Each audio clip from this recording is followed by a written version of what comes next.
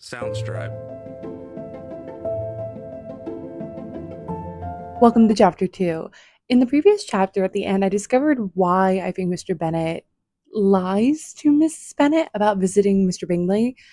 For the longest time, I thought it was just to be silly, to tease her, to find something entertaining him. I mentioned that there are other stories, such as the one by Georgette Harrow, where like the main male character in Frederica is constantly bored, so he's constantly looking for things and ways to be entertained. So I thought it was just that, like his life's just so boring and mundane that he finds his entertainment in silly people like Mr. Collins and Mrs. Bennet. However, towards the end, her making the comment about his horse and chase, his money, his wealth, and Mr. Bennet kind of tongue in cheek makes a comment like, "Is that all you care about?" Pretty much. And when she says, "Of course," his pride is affected, which I think is brilliant because it goes into again the title, Pride and Prejudice. It's not just Lizzie and Mr. Darcy whose pride gets affected, but everyone's. So in this case, Mr. Bennet's pride is affected, so he is torturing his wife to by not letting her know that he not only went to go visit Mr. Bingley, but was one of the first to go visit Mr. Bingley. So he does care. He does care about his daughters. He just is torturing his wife because his pride was affected and he doesn't want to say it out loud. He doesn't have the emotional capabilities to say that out loud directly. His form of communication then is mocking and ridicule.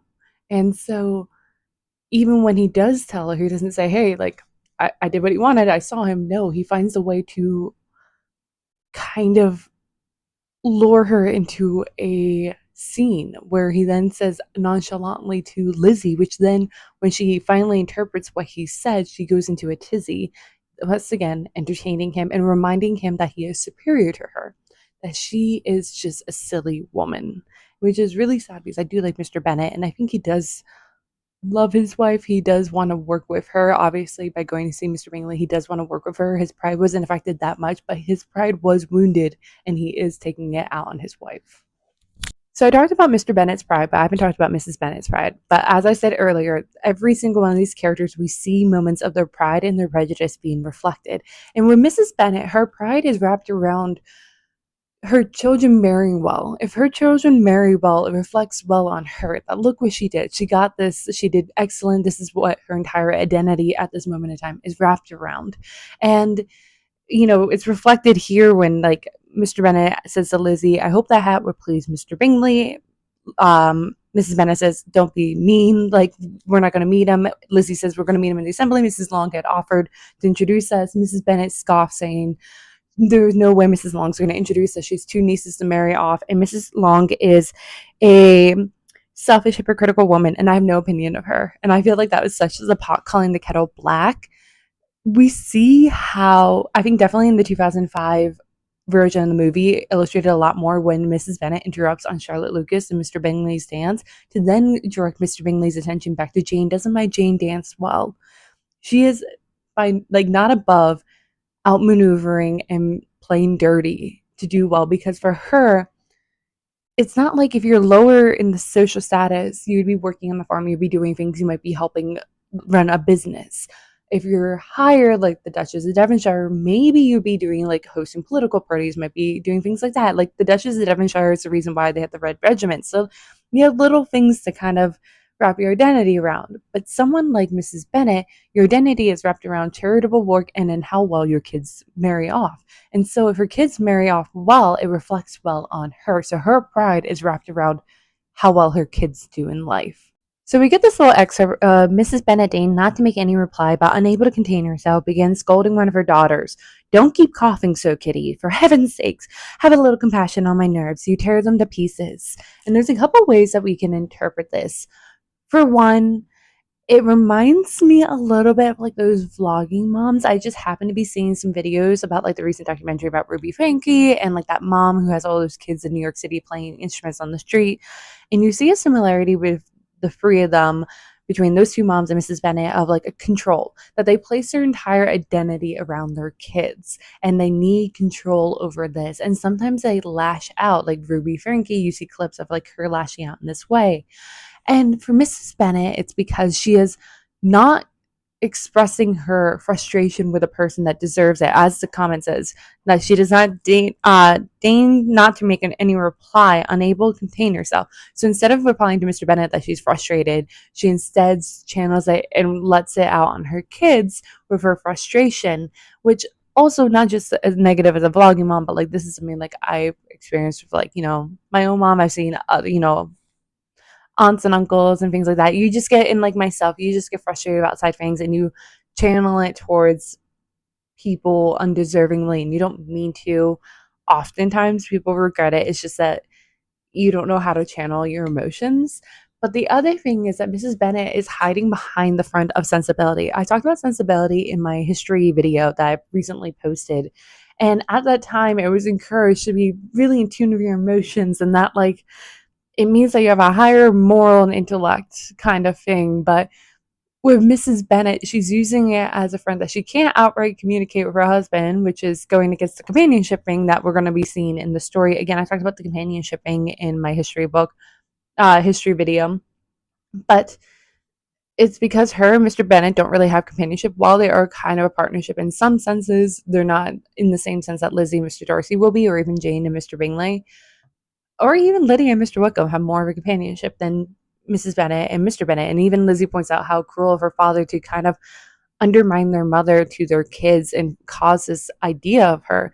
But she uses the sensibility and her nerves as a way to communicate that she's frustrated, that she's upset. This is a way that society has said that you're allowed to communicate it. And it's a way for her to vocalize to people around her to pay attention to her and have sympathy and maybe kind of manipulate them to behave in a way that she wants, or realize that she's not happy about things.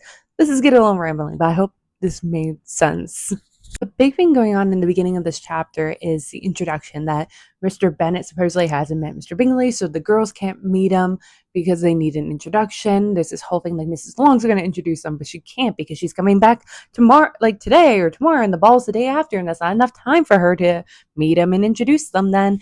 And the introduction thing is very important during this time. There's a time of like letters of recommendation, pretty much. When you would go stay with someone or visit someone or go to a new community, you would show up with letters of recommendation from someone that might know someone else within that community. It's rare to have someone new come in because it's a vetting kind of process that you're not going to get upstairs. You're not going to get someone random, someone maneuvering their way in, which is really funny because you have this introduction, this whole thing going on, this decorum, this social order of how you meet people going on with the whole Bingley thing. Simultaneously, the militia comes to town and they don't need that as much. They can come into your community, and because of their regiment, it's practically like a letter of recommendation. But as I mentioned in my history video, it also allowed men with not so much good reputations to, or having a bad reputation, and then kind of wiping the slate clean, because they can just come into your community and people assume that they're genteel, that they're knightly. And I love that we're setting up like, here are the two romances, the main, love interests. One is Bingley and Darcy, who are coming in and you're following decorum, and then the other is Wickham. So like it seems like Jane is having a conversation that while decorum might seem silly and it's handicapping you and tying your hands back that you can't quite meet him, as easily and as casually as they met Wickham, it might be better because you're vetting and you're knowing that this is probably more likely an upstanding citizen than Wickham, who's coming in under the pretense, which again is the first impression part of it. After Mrs. Bennet goes on this whole thing about Mr. Bennet being so cruel to not go meet Mr. Bingley, and that Mrs. Long's not even going to return in time, that she's fibbing, that she'll be able to introduce them, plus she is a woman that would not want to. She has her own two nieces to think about. Mr. Bennet then says, "Then, my dear, you may have the advantage of your friend and introduce Mr. Bingley to her." And she says, "Impossible, Mr. Bennet, impossible. When I am not acquainted with him myself, how can you be so teasing?" And this interaction is kind of used because of all the previous interactions and the following interactions to show Mrs. Bennet as not as witty as Lizzie or Mr. Bennet, to kind of make her seem like a silly little woman. But let's take a step back and think, who among us haven't had a joke go over our head, especially when we're caught up in our own feelings and we're so set on the indignities that, like, for example, Mr. Bennet refusing to do something that will help further his daughters. It seems like he doesn't care about his daughters, and that's their entire focus, because when he dies, what's going to happen to them? They don't have any like relatives who will really do be able to do much. They have very few, like the Gardners and her other sister, and I'm blanking on their name right now, the ones that live in Meryton. But as we see with Jane Austen's own life, her sister Cassandra, and her mother were dependent on their brother's charity to be able to live and function. Like each brother donated about, like, I think $50, $20 to their annual income for them to be able to survive. And some of the times they only got a house because the one brother was putting his new wife in the house with them because he went off to war. Because he was a naval officer, or the other brother who got adopted by a rich family had a house on his property once he inherited the estate to put his family in. It was a small cottage. You can learn more about this in Lucy Worsley's Jane Austen at Home book. But that is what Mrs. Bennet's worried about. And it's not just like, Jane Austen's just the three of them. And that's still a lot of money to think about. There's 5 girls. And even though Lizzie and Jane have good prospects because they're lovely and smart, at this point in time, all 5 of them are out in society and none of them are married. And it's not looking good. So, yes, Mrs. Bennet might be ambitious and hoping that Jane will, be able to marry someone with a little bit more prestige than them. She still, at the very least, is hoping that they would be settled, which then would mean that she would have a home once Mr. Bennet is dead. So the moral of what I was trying to say there is that Mrs. Bennet might seem silly, and it's very easy to be caught up in that. And I do see her as a silly woman, but when you take a step back and actually think about it, she is kind of in her right to be worried. So, and it's just that the way that she communicates it is a little eye twitching, kind of like, oh, good God, she just sucks the oxygen out of the room kind of person. But still, she's in her right to be worried. I feel like Mr. Bennet's comment is setting up for something. He says, a fortnight's acquaintance is certainly very little. One cannot know what a man really is by the end of a fortnight. And I think that's a subtle dig at marriages, because oftentimes marriages would be founded at the end of a very short period of time, at the end of a season, a brief acquaintance. You know, I'm trying to think of how long the couple, or the Bingleys and Darcy and all that, were even in Meryton. They arrive on September 29th, St. Michaelmas Day. So, and they're gone before the holiday season. So I think they're there for only a few weeks, like a month and a half, maybe at most. And it's like you're basing your entire life off knowing someone for a fortnight. And even look at Wickham. They only know him for a short period of time, and look what happened at the end. Once he leaves, you started to gain more knowledge about his debts and his character after the fact. Think of what could have happened if they had tied themselves at the end of the fortnight. Anything could happen. You don't know a person at the end of a fortnight. So, yeah, just that. I'd previously come across a video over on TikTok, and I'll try to see if I can re-find it and tag it down below, where she was talking about how Kitty, out of all the sisters, is the most forgotten, often linked with Lydia, even though Lydia is the younger, Kitty is the older. Seen following Lydia, following her lead, doing everything she does. It's Kitty and Lydia, or at most just Lydia alone. Kitty is the forgotten sister, and everyone assumes it's Mary, but Mary is not forgotten. Mary has an identity. Kitty, we don't know anything about her, any characteristics besides being maybe silly.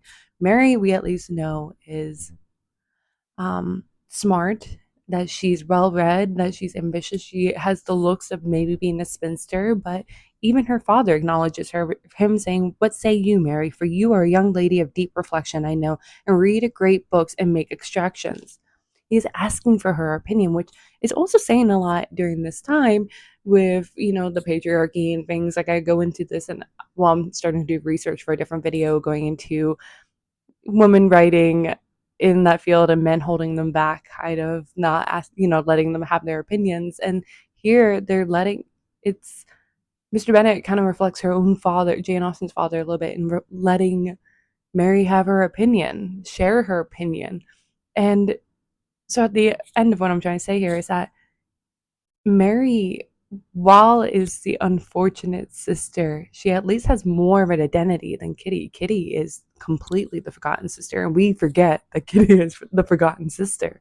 So previously in this chapter, I talked about how it's a little cruel, Mr. Bennet, to kind of hold this information over. And I think initially he might have done it to Mrs. Bennet because his pride was wounded at the end of the previous chapter. But we then get this line of the astonishment of the ladies was just what he wished, and that Mrs. Bennet perhaps surpassing the rest. That while he was hoping to kind of poke at Mrs. Bennet, simultaneously, this is his way of pleasing the girls. And I think he wanted to make a grand gesture almost out of it instead of just being like, all right, fine, I'll do it. He wanted to show, I think, that like he is willing to do it in his own time without them pressuring him, that he does genuinely care about his daughter's well being in their future. Maybe I might be stretching this, but there's a potential of that to see with it. Mrs. Bennet then follows by saying, how good it was in you, my dear Mr. Bennet, but I knew I should persuade you at last. And I think that's a slight subtle comment from Jane Austen on marriages, because as I mentioned in the history section, and you can see more about it in the 2015 documentary by Lucy Worsley, A Very British Romance. You can probably find that online. She This idea of companionship in marriage was still kind of new during this time. It was this fun new thing with like, well, not fun new thing, but it was this thing that was starting to emerge in society where like they're not quite equals in marriages, but it's a lot closer. They appreciate and accept each other's thoughts and opinions and do things together. And you see it in portraitures. Like, again, you're going to see a lot more examples in the documentary I just talked about. But Mr. and Mrs. Bennet, I think, is an example of the previous marriages where there is a power dynamics. And we see it throughout the story of them kind of poking and prodding and like undermining one another. And Lizzie, like I said earlier, Lizzie makes a comment later in the book about how kind of cruel it was of their father to sway his daughter's opinions to think that their mother is silly. And but yet here we see Mrs. Bennet saying that I knew I could persuade you.